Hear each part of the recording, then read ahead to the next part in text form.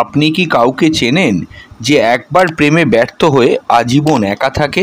অথবা নিজেই কি এমন পরিস্থিতির শিকার, বা আপনার জানিত কোনো ব্যক্তির সঙ্গে এই ঘটনাটি কি ঘটেছে? আজকের ভিডিওতে আমরা জানবো কোন গ্রহ বা গ্রহের যোগের কারণে মানুষ প্রেমে ব্যর্থ হয় আর কখনো প্রেমেই পড়ে না, এবং সম্পর্কের টোটাল সেক্টর থেকে সে নিজেকে সরিয়ে নেয়।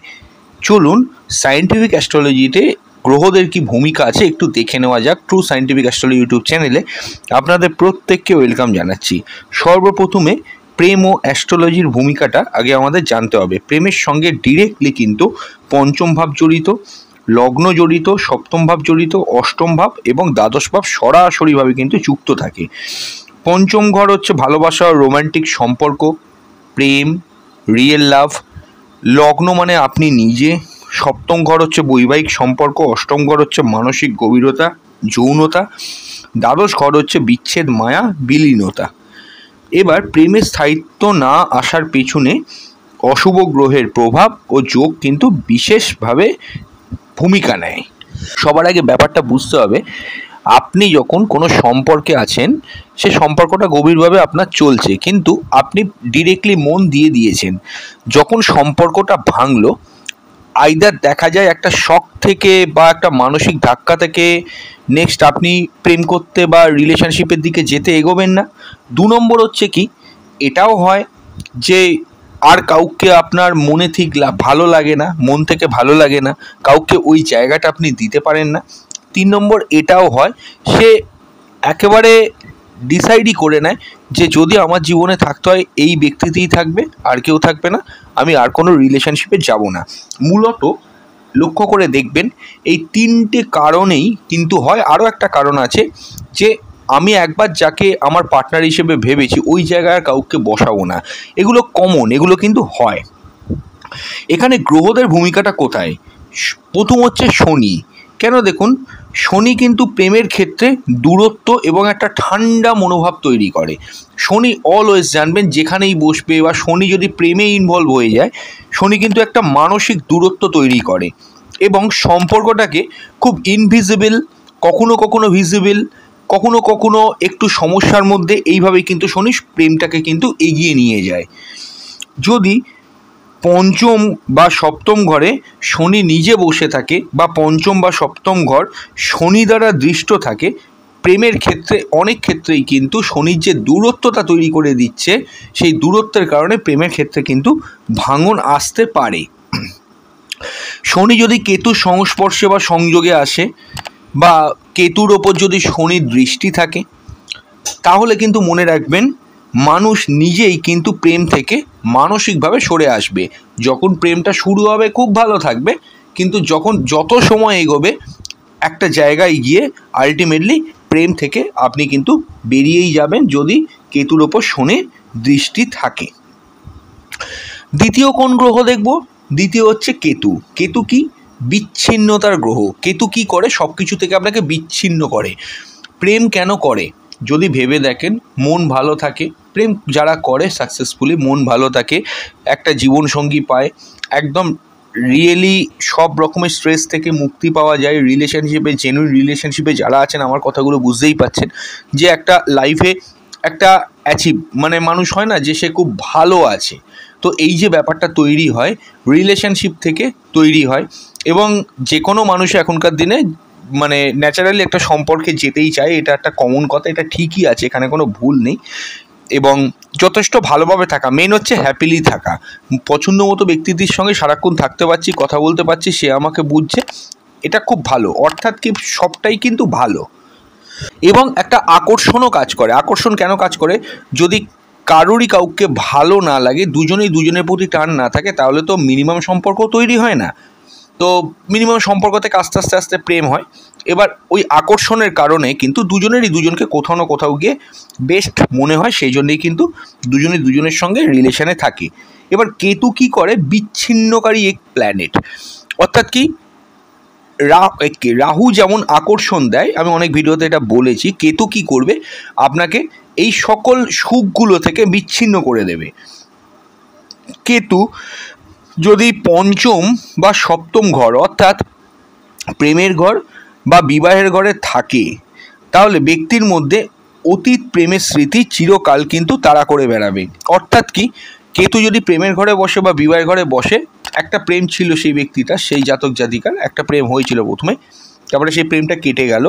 এবার সে যে নতুন কোনো প্রেমে জড়াবে, সে পুরনো প্রেমটাই ঠিকভাবে হজম করতে পারছে না, সেই নতুন প্রেমে সে কী করে জড়াবে? সে প্রতিনিয়ত কেতুর যেই মানসিক ধাক্কা, নতুন সম্পর্কে যুক্ত হতে গেলেই ভয় পাবে বা আগ্রহ হারাবে। যদি আগের মতো এই সিচুয়েশান হয়, আমি কিন্তু প্রেমে এগোবো না। এদিকে দেখা যাচ্ছে সামনের ব্যক্তিটা কিন্তু তার জন্য অপেক্ষা করে আছে প্রায় সারা জীবন ধরে। অন্য ক্ষেত্রে যে যদি অ্যাকসেপ্ট করে নেয়, সম্পর্ক আপনাদের কিন্তু দাঁড়িয়ে যেত। কিন্তু আশ্চর্য ব্যাপার কি, এখানে কিন্তু এগোতেই দেবে না কেতু। বিষণ্ণ প্রেম বা আধ্যাত্মিক প্রেমের ক্ষরণ এখানে কিন্তু হয়ে থাকে। রাহু কি করে? রাহুর ক্ষেত্রে কি, রাহু আকর্ষণ দেবে, রাহু আপনাকে লোভ দেখাবে, রাহু আপনাকে সম্পর্কের কাছ অবধি নিয়ে যাবে। কিন্তু অনেক শুভ মুহূর্ত, ভালো মুহূর্ত দেখুন তৈরি হয় রাহুর দশায়। মেমোরেবল কিছু ইনসিডেন্ট ঘটে প্রেমিক প্রেমিকার মধ্যে বা যারা সম্পর্ক করছেন তাদের মধ্যে। কিন্তু আশ্চর্য ব্যাপার, আকর্ষণ করলেও কিন্তু সেটা টিকিয়ে রাখতে দেবে না। পঞ্চম ঘরে, প্রেমের ঘরে রাহু যদি বসে থাকে, তাহলে প্রেমের ক্ষেত্রে একাধিকবার ব্যর্থতা আসবে, প্রচুর রিলেশনশিপ আসবে, কিন্তু কোনো রিলেশনশিপ সঠিকভাবে কিন্তু টিকবে না এবং মানসিক বিপর্যয় কিন্তু নিয়ে আসবে। শেষ যে গ্রহটার কথা বলবো সেটি হলো চন্দ্রের দুর্বলতা। যদি দেখুন, চন্দ্র হচ্ছে মন। আপনি প্রেম করুন, বিবাহ করুন, চাকরি করুন, যাই কিছু করুন, সব কিছুর মধ্যে কিন্তু জানবেন একটা লক্ষ্য করে, মনের একটা ব্যাপার থাকে। আপনি যদি মন থেকে কোনো জিনিস ঠিক না করেন, আপনার মনের মধ্যে সেই জিনিসটি যদি না চলে, আপনি এক্সিকিউটই করতে পারবেন না। এবার চন্দ্র কি করে? চন্দ্র আমাদের ভাবায়। চন্দ্র মনের কারক গ্রহ, মানসিকতার কারক গ্রহ, কোয়ালিটি অফ মন, সমস্ত কিছু কিন্তু এখান থেকে দেখা হয়। এবং আপনি মা বলতে কি বোঝেন, আপনি কাউকে নিয়ে খারাপ চিন্তা করেন না ভালো চিন্তা করেন, সব কিছু এ টু জেড মানসিক যা ব্যাপার, মনের যে ব্যাপার, সেটা কিন্তু চন্দ্র। চন্দ্র মনকে নিয়ন্ত্রণ করে। যদি চন্দ্র নিচস্থ হয় বা অশুভ কোনো রাশিতে বসে বা কোনো খারাপ যোগে থাকে, একবার প্রেম ভেঙে যাবার পর মানসিকভাবেই সে কিন্তু অন্য কোনো প্রেমে জড়াতে পারবে না। খুব ইন্টারেস্টিং এই জায়গাটা। মন এতটাই খারাপ, বিষণ্ণ, ভারাক্রান্ত, অন্য কোনো রিলেশনশিপে সে জড়াতে পারবে না। তো এতক্ষণ যারা ভিডিওটা শুনছিলেন, নতুন হলে চ্যানেলটা ভালো লাগলে সাবস্ক্রাইব করে অল নোটিফিকেশান বেলটি কিন্তু অন করে দেবেন। আচ্ছা, দেখুন বিশেষ কিছু যোগের কথা এখানে আমি বলি। যেমন ধরুন শনি কেতু, মানে ডিটাচ লাভ কার্মা। অর্থাৎ ব্যাপারটা কি, প্রেম আসবে আবার কেটেও যাবে এবং বিচ্ছেদ এমনভাবে হবে যে মানুষ প্রেমকে ভয় পেতে শুরু করবে। মানে হয় না যে একবার প্রেম করেছিলাম, ভালো লাগতো, রিলেশনশিপে ছিলাম, কেটে গেছে, যদি আবার হয় আমি ওইসব ঝামেলার মধ্যে আর যাবো না, এইরকম। প্রেমের ঘরে যদি কেতু বা পঞ্চমপতি যদি কেতু হয়, শনি হয়, রাহু হয় এবং পঞ্চমপতি প্রেমের যে অধিপতি গ্রহ, সেই গ্রহটা যদি শনি রাহু কেতু যুক্ত হয়ে যায় কোনোভাবে, প্রেমে যদি একবার ব্যর্থ হয় সেই ব্যক্তি, সে মানসিকভাবে কিন্তু পুরোপুরি বিচ্ছিন্ন হয়ে পড়বে সম্পর্কের জায়গা থেকে। যদি দ্বাদশ ঘরে চন্দ্র কেতু শনি এই জাতীয় যোগ থাকে, প্রেমের যে বেদনা, প্রেমের যে দুঃখ, প্রেমের যে কষ্ট, সেটা চিরকালের জন্য মন থেকে কিন্তু মুছতে পারবে না। এখানে একটা প্রবলেম। যদি চন্দ্র কেতু বা চন্দ্র শনি দ্বারা যুক্ত থাকে দ্বাদশ ঘরে, এবার দেখুন অনেক ক্ষেত্রেই দেখতে পাওয়া যায় দ্বাদশপতির সঙ্গে পঞ্চমপতির কোনো অশুভ কানেকশানের জন্য কিন্তু রিলেশনশিপ কাটে এবং সেখান থেকেও কিন্তু ম্যাক্সিমাম ক্ষেত্রে দেখা গেছে সে ব্যক্তি নতুন আর প্রেমে কিন্তু এগোয়নি। কিছু বাস্তব কেস স্টাডি বলবো। এক ব্যক্তির পঞ্চম ঘরে কেতু ছিল এবং সপ্তম ঘরে শনি ছিল।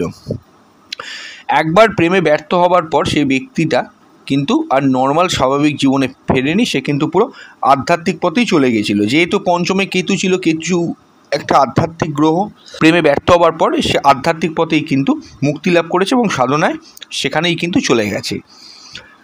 আরও একটা কেস স্টাডি বলছি। পঞ্চমপতি রাহুযুক্ত, প্রেম এসেছে কিন্তু ছিন্ন হয়ে গেছে, এরপর আর কোনো প্রেমে মানসিক কোনো প্রবৃত্তি তার তৈরি হয়নি। এখানে প্রশ্নটা হচ্ছে কি করা যেতে পারে? সর্বপ্রথম আমি বলবো, যদি এরকম সিচুয়েশান বারবার আসে, সবার প্রথমে কিন্তু চন্দ্রকে দেখতে হবে চন্দ্র কীরকম আছে। চন্দ্র খুব ভালো না থাকলে মানসিকভাবে কিন্তু কোনো কিছুর প্রস্তুতি নেওয়া যায় না, যেটুকু বা নেওয়া হয় সেটা ভুল হয়। জন্মছকে চন্দ্রটাকে কাউন্ট করুন, চন্দ্র কীরকম সিচুয়েশানে আছে। পঞ্চমপতিকে পাওয়ার দেওয়ার চেষ্টা করুন। এবং তারপরেও আমি বলবো, যে ভুলগুলি আপনি অতীত প্রেমে করেছিলেন, দেখুন সম্পর্ক যখন কেটে যায়, একটা জিনিস মনে রাখবেন, দু তরফেরই কোনো না কোনো ভুল থাকে। এক তরফেরই যে শুধু ভুল হয় তা নয়, আপনাকে একটা নোটের মধ্যে লিখতে হবে আপনি কি কি ভুল করেছিলেন, সেটা আপনার মনে হচ্ছে এটা আপনার ভুল ছিল, এইগুলোকে একটু কাউন্ট করুন। এবং সবার আগে একটা জিনিস, এটা যদি সাজেশানটা শোনেন, একটা প্রেম যদি কেটেও যায়, এক জায়গায় আটকে থাকবেন না।